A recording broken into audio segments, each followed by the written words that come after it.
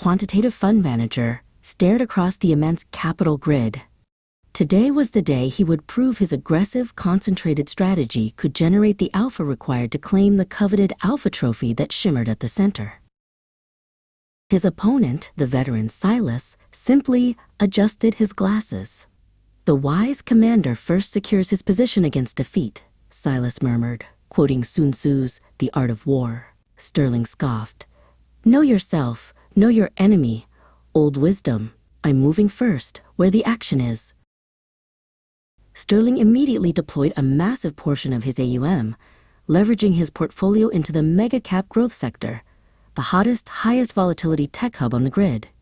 Maximum exposure equals maximum asymmetric return, he thought. Silas, however, took his time. He meticulously analyzed the systemic risks and correlation patterns of the entire grid, systematically dividing his capital across several overlooked, fundamentally sound, value and inflation hedge assets. "Dispersion is the best defense against market shock," he wrote in his journal. Early returns validated Sterling's move. The mega-cap growth sector soared, yielding exponential short-term gains.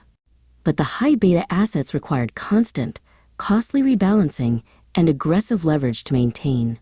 Soon, the margin calls began a severe drain on his liquidity pool. "Do not rely on the enemy's not coming, but on our readiness to meet him."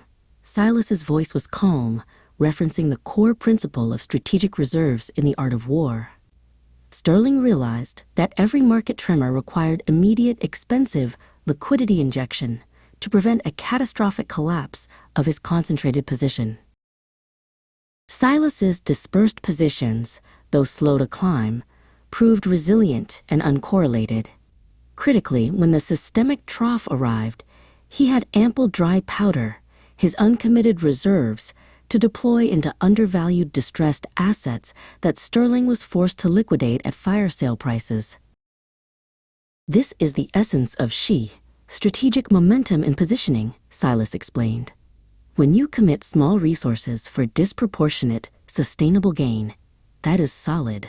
When the panicked sell and you calmly buy, you turn the void of liquidity into substance of control."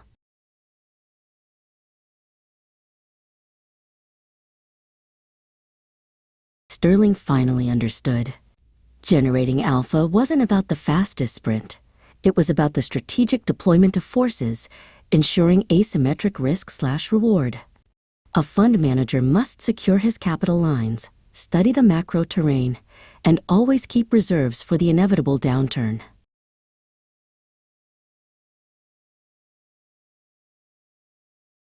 Silas won the Alpha Trophy with a superior risk-adjusted Sharpe ratio, but Sterling gained the greater prize, a proven strategic mindset.